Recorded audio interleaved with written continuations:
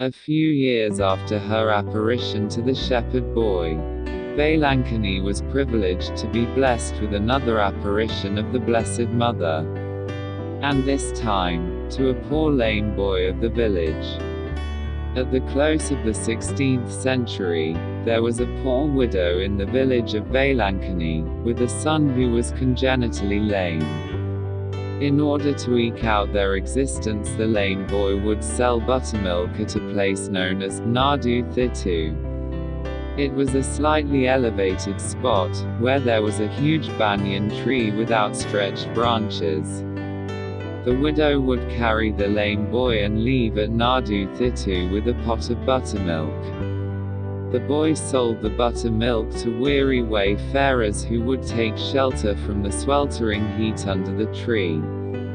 On an extremely hot day, the boy was waiting for his customers, but as no one turned up, he was a little disappointed. But his disappointment turned into joy when, in the twinkling of an eye, he saw a lady of stunning beauty standing before him, holding a baby of dazzling beauty in her arms. The mother and child were attired in impeccable white garments. The lady looked at the boy with a charming smile and asked him for a cup of buttermilk for the child. "Give some buttermilk for my son." Without a moment's hesitation, the lad gave her a cup of buttermilk, as he considered it a great honor and privilege to render a little hospitality to his seemingly ethereal visitors. With a sense of deep satisfaction, the boy saw the lady feeding her child with the buttermilk he had offered her. The lady then cast a benevolent look at the lame boy and turned towards her divine child in her arms as if entreating him to heal the crippled lad. The mother's silent request was instantaneously answered.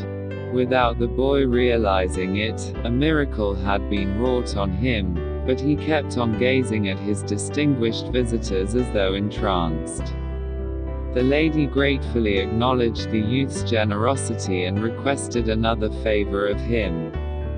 The lad was to go to Nagapattinam, and apprise a certain rich Catholic gentleman of the lady's appearance to him, and to inform him of her desire to have a chapel built at Velankanni in her honor. While he was eager to carry out the mission entrusted to him, his physical impairment rendered him incapable of carrying out the mission. The boy told the lady so. But the lady bade him get up and walk as he was no longer a cripple. Immediately, the lad leaped to his feet. His joy knew no bounds when he realized he could walk. He ran as fast as his leg could carry him, all the 10 kilometers to Nagapattinam. On the way he would pause a while to make sure that the miracle that had taken place in him was not a figment of his mind but a reality. On reaching Nagapattinam, the boy narrated to the gentleman of the apparition.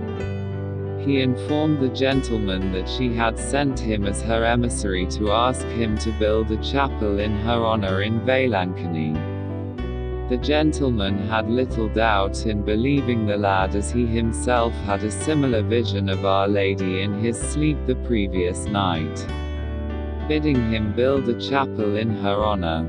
With the willing cooperation of the people of that locality, whose enthusiasm had been kindled by the miraculous healing of the widow's crippled son, the Catholic gentleman of Nagapattinam soon put up a small thatched chapel at Velankanni.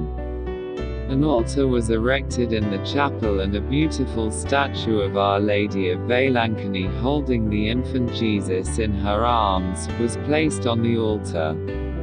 That marked the humble beginning of the shrine of Our Lady of Velankanni.